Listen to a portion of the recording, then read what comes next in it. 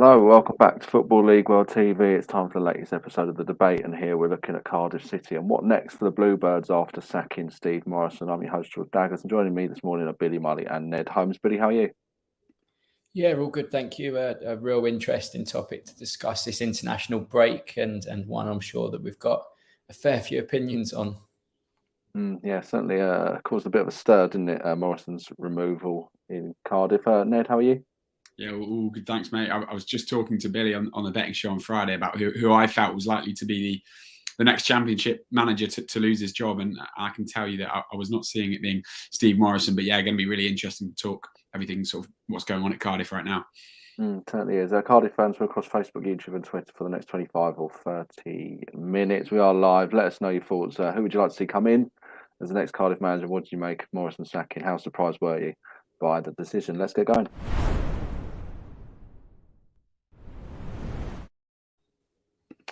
Billy, let's come to you first of all. What was your just initial reaction really when the news broke?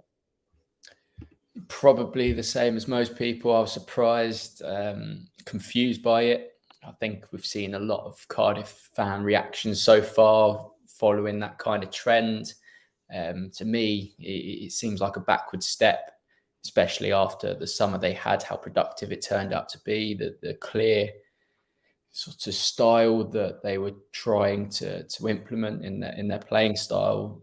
It just seems like a backward step and very reactionary to me. Not one I expected. And as Ned said, I think there's a few Championship managers that I thought were under a bit more pressure than Morrison was, but one that they're going to have to adapt well to because they're in this position. There's still an opportunity of this season being successful for them. It's very, very close and competitive in the Championship at the moment. And, you know, should they get the right man, it could be a very, very good season for them. Ned, fan reaction is normally a good gauge of how the mood is around a big decision like this, and most seemed pretty surprised, didn't they? I think plenty of supporters amongst the Cardiff fan base wanted to see Morrison get a bit more time. Yeah, absolutely, and I think rightfully so. I mean, I just think it looks to me completely unnecessary, really. I mean, you look just harsh. I mean, they're 4 points off the playoffs with 11 points from 10 games. I mean, 11 points from 10 games is hardly, it's not amazing form, but given how congested the Championship is this season, it just seems mad, really. The squad turnover, of course, which I'm sure we'll talk about in a little bit, but I think it speaks volumes that he only got 3 games with Callum Robinson before he got the sack. Then there's also, how poor the Cardiff strikers have been this term. I think game after game, they've missed big opportunities. I mean, you just look back at even that game against Huddersfield, Cardiff had the better XG. The defeat to Millwall, they missed countless chances before sort of slumping to defeat. The draw with Preston, they had the better of the chances just over and over again. And if you think, you feel like if they'd have taken some points from those games, it would have been a very different situation. At the same time, I think you can understand the timing in the sense of if the Cardiff owners really felt like a change was needed, then doing it at the start of the international break gives whoever comes in time to sort of bed down their ideas before what it is a sort of a madly congested 6 weeks between the start of October and the Winter World Cup break. So, yeah, I mean, I guess if they felt like the change was needed, you can kind of understand the timing. But, yeah, I'm with the Cardiff fan base here in that, like, it just seems unnecessary and a bit of a shock. Fan reaction was certainly one thing, but there's also been some player reaction as well, Billy. Callum O'Dowda on social media said that he's disappointed. I need to be careful what I say, but I'm quite disappointed with it all. But I guess that's football. You would imagine that he's probably not the only one thinking that way in the Cardiff dressing room. Yeah, I imagine that view shared across you say the majority of the squad, because they've added 15 plus new faces in the summer. You think of why footballers go to a football club. It's to play for the manager. It's the vision the manager has for them, and then sort of the expected growth they can see under this manager. And I look at Callum O'Dowda's situation. When he joined, he spoke about how excited he was to play under the manager. He's pretty much said the manager sold him to join as well. He had a lot of other offers. I imagine a few would be on the same boat as that as well. So, yeah, of course, he has to be careful what he says, but I think that sort of initial thought of disappointment will be shared throughout the Cardiff side, and it's a decision that could cause friction between the club's playing staff and the hierarchy as well, which is something you don't want to be happening this close into the season. It'll be interesting to see now who comes in and whether they mirror or whether they have a similar kind of philosophy to Morrison, the way he plays football and the way he wants to play football. Because Callum O'Dowda is a very good technical footballer, and if a manager comes in that maybe restricts his time on the football pitch or even on the ball, then it's going to be difficult for these players to continue having those levels of motivation they probably had under Morrison. Ned, how difficult does it make it for the new manager potentially, that a lot of the players are suddenly on the floor or feeling disappointed about the fact that the guy that had signed them in a lot of cases has been shown the door in circumstances they potentially aren't that happy with? Yeah, it's obviously a really difficult one. I think obviously players are likely to be sort of more open to these new ideas if it is a situation where the former manager's lost the dressing room. Really doesn't seem to be that situation. And I mean, to me, you look at it and like Steve Morison's not that a tactical genius. No offense meant to him, but like I don't think he would say that that's the I guess the strength of his management. He seems like a real motivator, a team builder. He's brought in a lot of players that perhaps were a little unloved elsewhere. I think Callum O'Dowda, Romain Sawyers, those sort of players, really key examples of players that there's no doubting that they've got the talent, but things haven't worked out, and perhaps they found themselves unpopular with fan bases and unpopular under managers previously. And he's brought them in, and as Billy said, a lot of the players have talked up this idea that's been sold to them under Morrison, and he's starting to form this togetherness, and we saw that in that, I think, most in that opening day win against Norwich City. The togetherness was really there, and he was starting to build that, and they've really pulled the rug from under him in that, and it means whoever comes in now, it's certainly a more difficult situation, because it's these players that really started to trust the manager, and now they've sort of, I guess, got to move on to a new manager who has to come in and sort of convince that he's the man, he's the better man for the job for Morrison, when all these players sort of felt Morrison was likely the right man for the job. It's strange as well, isn't it, Billy? I think this happens so often, particularly when there are sackings at this time of year, a club where there's been a busy window, but the owners have backed Morrison, well, to an extent. I mean, obviously, they didn't spend a lot in terms of transfer fees, but even so, they've let him really overhaul the squad, revamp it, bring in his own players, and obviously, in plenty of cases, there are contracts that need to be sorted, at least, even if there weren't transfer fees.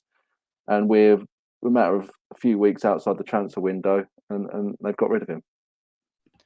Yeah, as you say, the owners have seemingly backed him. As you say, it wasn't too much in terms of transfer fees, but the expected wages, the general fact that they've brought in a lot of new players on what you would expect to be sizable contracts. It's a sign of intent from the onset, and to go back on your word, it seems that they've gone back on their vision. Of course, Morrison and the owners would have had lots of meetings about where he envisages the club of going in terms of the immediate future, and to really go back on it is strange, to say the least. But you look at when squads have this overhaul that Cardiff quite evidently have had, you need to give them time. You really do need to give them time.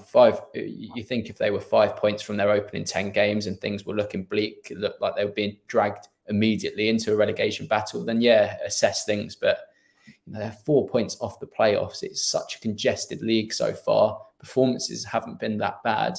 Yes, they've lacked a bit of potency up top, but in terms of this style of play, this possession-based style of play, it's been quite evident that that's been working. They've dominated teams in terms of possession and in terms of getting into good areas. And as we said before, going into the individual games like Ned did, their expected goals, the chances they're creating are there. It's just the fact that they haven't really had the right players to go on and score goals. And as Ned also said, Callum Robinson was just starting to get more game time into his legs, you'd imagine he'd start firing.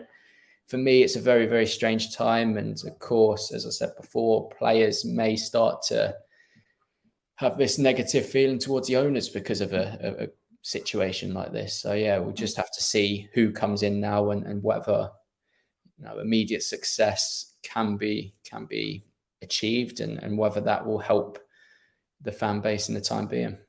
I suppose one positive, Ned, is for whoever the manager is that comes in, that is quite a talented squad that he's got at his disposal. There are obviously areas where it could be stronger, but it's not a bad side, is it, in terms of the Championship this year? No, and I think quite a few of us were pretty surprised by the transfer business they did do. As you say, obviously didn't spend a whole amount of money in transfer fees, but those sort of free agent and free transfer signings aren't cheap in terms of agents fees and sign-on fees and the contracts that you have to offer these players. And yeah, they've signed a lot of players that you would look at and think, that is a good Championship player. And I think that's reflected in the fact that they've got the 10 points from 11 points rather from 10 games. And yeah, I mean, I think it's an opportunity now for Cardiff, as much as I think it was a really harsh decision to pull the plug now. And perhaps, as we've talked about, it doesn't seem to really be linked to league position. If you look at, obviously, I think they're down in 16th or 18th or something. But as we've said, it's so congested that that's sort of a false position. It doesn't seem to be linked to losing the dressing room. It's not like he's had his time and blown it. So you wonder whether there's something underlying there between him and the club chiefs. But, in my eyes, as much as Morrison deserved more of a go, I don't think they've sort of wasted an opportunity with a phenomenal manager. So if they can bring someone in that takes the most of this opportunity at this point, they could end up better off in a few weeks' time. So yeah,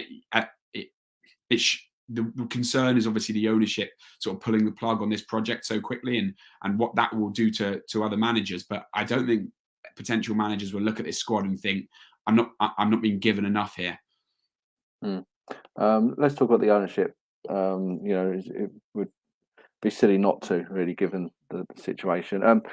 At times, Billy, sometimes you would almost give the ownership a bit of credit. At times there has been plus points at Cardiff, and at times you think, okay, finally they're getting it, and they're sitting on their hands a little bit more, and the decisions perhaps becoming a little less rash, and then they seem to undo all the good work that they appear to have done. Where do you kind of sit with the ownership at Cardiff at the moment? I think most would agree that there's a lot worse owners in the EFL than at Cardiff at the moment. And whilst this is a rash, reactionary decision, there is an element, and probably only an element, of reasoning behind it. As Ned alluded to there might be something underlying as well. Steve Morison is probably not the best manager in the division and hasn't really proven that. But I think he at least warranted a bit more time. As we said, it was a complete overhaul. These things don't gel overnight.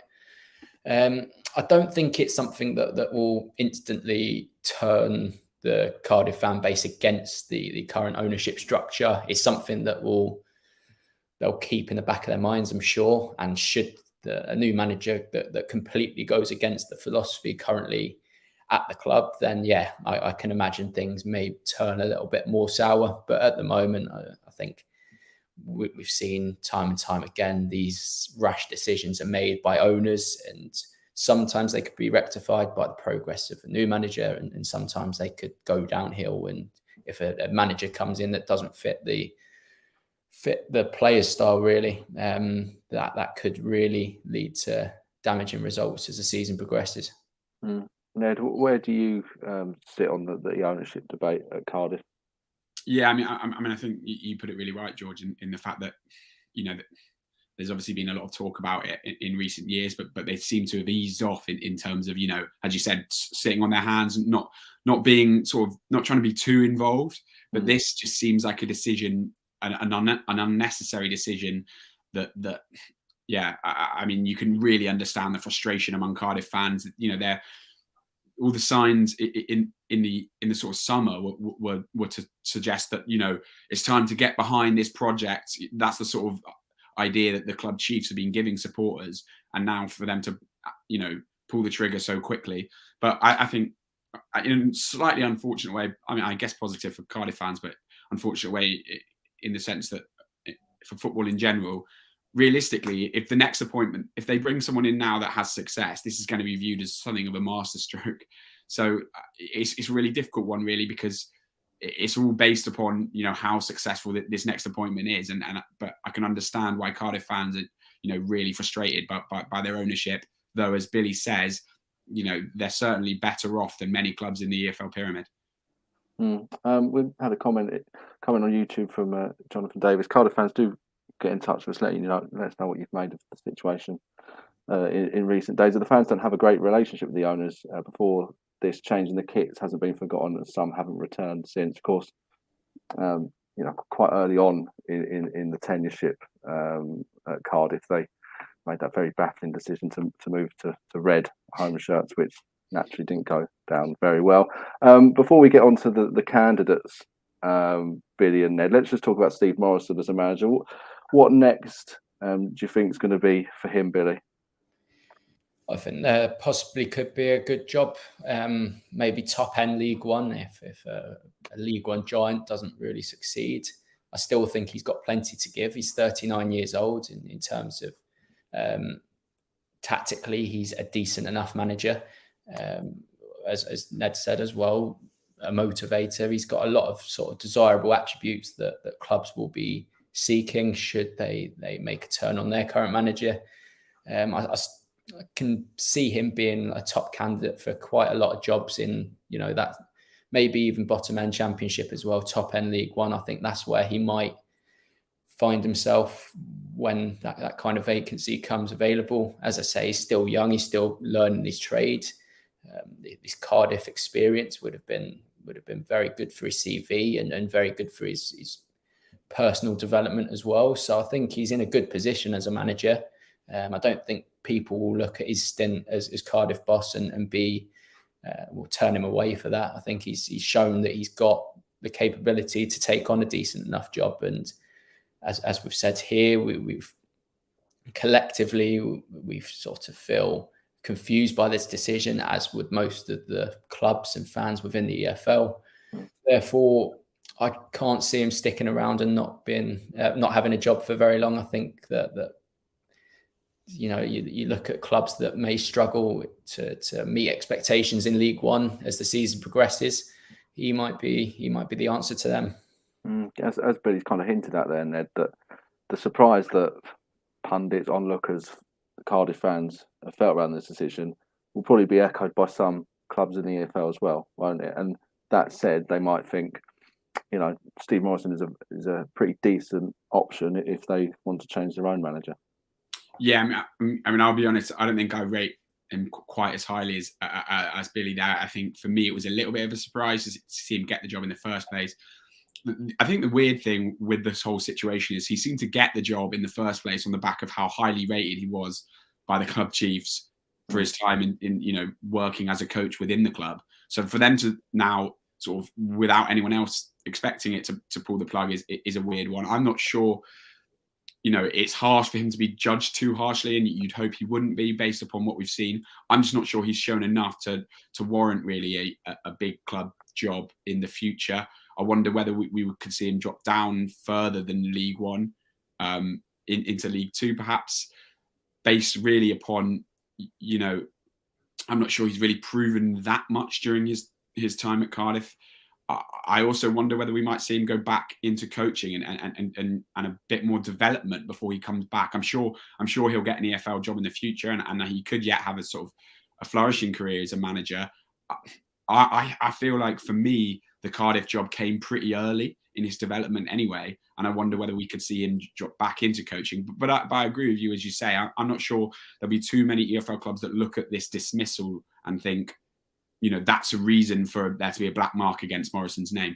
Yeah, we'll see. We'll see what happens with Morrison. As for Cardiff, then looking for a new manager. A few names in the running. A couple of former players, Mark Hudson and Sol Bamba. We've got Nathan Jones in there, obviously a Welshman. Jody Morris and Paul Ince also being linked. Billy, come to you. Who of those names in particular could you see coming in? Is there anyone else you particularly think Cardiff should look at? And presumably, as a Luton fan, you'd like to think that Nathan Jones is going to be sticking around for a little bit longer at Kenilworth Road. Yeah, I do have a few things to say about Nathan Jones. But looking firstly at Mark Hudson, I think he's leading the odds, and it does make sense. A similar philosophy. The question mark I'd have over this would be a similar position to Morrison when he first took over in terms of being in the coaching role already. Limited experience, but then are they going to be able to attract championship interest with a lot of clubs and potential options as they'll have as managers, probably looking at Cardiff and the way the hierarchy have acted in this situation, and maybe being put off by sort of the instability of it, I imagine. Sol Bamba, again, loves the club. Again, the inexperience factor comes into there. Jody Morris, I do actually like this link. I think he'll bring an exciting brand of attacking football that we've seen in glimpses at Cardiff, and I think he might be able to get the best out of the squad from the options that have been mentioned. Paul Ince, I don't think there's much chance of getting him after the start he's had at Reading and how highly he's probably valued at the club at present. And Nathan Jones, he's an excellent manager in the Championship. Difficult to prize him away from the project at Luton. We've seen when he did go to Stoke, it didn't work out for him and he was left in a bit of a difficult position. Luton picked him up and helped him in that respect. So I can't envisage him making a cross-championship move at this stage. And in my eyes, he doesn't really fit the style of what they've recruited for. Luton thrive when they don't have the ball and they work tirelessly out of possession. That's not what Morrison recruited for. So in my eyes, that'd be, again, a bit of a backward step. Then there's these managers in the EFL currently lower in the pyramid. Schumacher at Plymouth, again, plays an exciting brand of football and has shown good signs of development. Kieran McKenna, I don't know if he'd be attainable, but again, exciting brand of football and is progressing at a very, very good rate. And probably even Ian Evatt at Bolton as well. Been impressed with what I've seen in terms of the football they play, in terms of the results they pick up, in terms of the club culture. Those are three managers that maybe might not be considered on the same bracket as the five we've mentioned there, but three managers that have progressed very, very well with their respective League One clubs and undoubtedly have the capacity and have the ability to coach at a higher level. Ned, how do you see it? I mean, Mark Hudson's been installed as interim manager there. With the international break, he doesn't have a lot of opportunity really to show what he could potentially do at the moment. Anyway, what's your inkling in terms of Cardiff's next manager? For me, I think I sort of said it earlier. For me, I think this is, while we talked a lot about this being such a real shocking decision and unnecessary in my eyes, and cutting short this project that was supposed to be a long-term project, that decision is going to be made a lot worse if they don't really look to capitalise on this opportunity. I think, there was obviously talk, as there always will be when one of his former clubs sacks a manager, that Neil Warnock. But I think just, going back to sort of a safe pair of hands in the EFL, it would be a wasted opportunity. But there's an element of risk, obviously, with the likes of Mark Hudson, Sol Bamba, Jody Morris, given their lack of experience. But again, if they can really show themselves enough in the interview process, then perhaps gambling on a younger coach like that is really the way you'd like to see them go. I can't see why Nathan Jones or Paul Ince would leave their current jobs. Those are surely non-starters at the moment. But I just wonder whether someone like Liam Manning might be able to be tempted away from MK Dons. Obviously a struggled start to the season, but I think someone that's really, really highly rated, within football as a coach.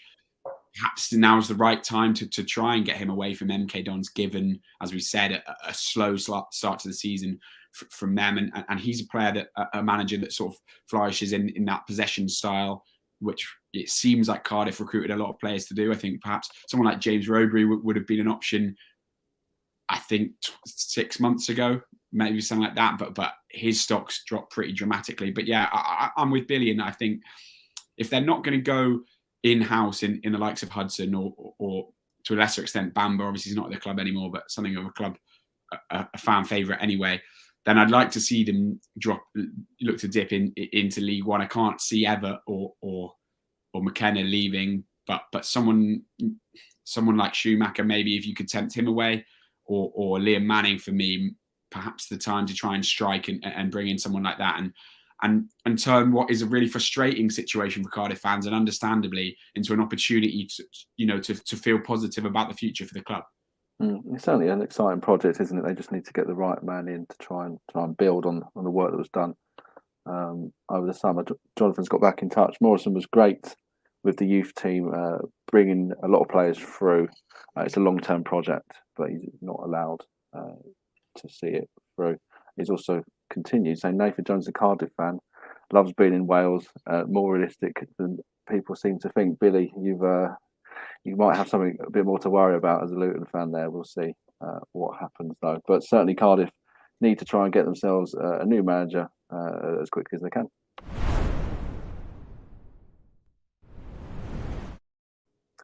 That's been the debate on Football League World TV. We've got one more show coming up, another episode of the debate, in fact, at 2 p.m.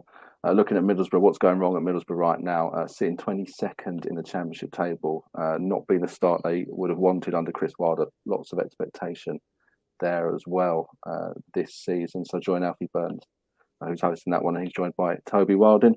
Billy and Ed, thanks for joining me this morning. Great to get your thoughts on Cardiff and Steve Morison, and thanks to those that sent in comments as well. Do remember to subscribe to Football League World TV on YouTube if you can, and do like this video as well. That'd be greatly appreciated by all of us here. But from myself, Billy and Ned, it's bye for now.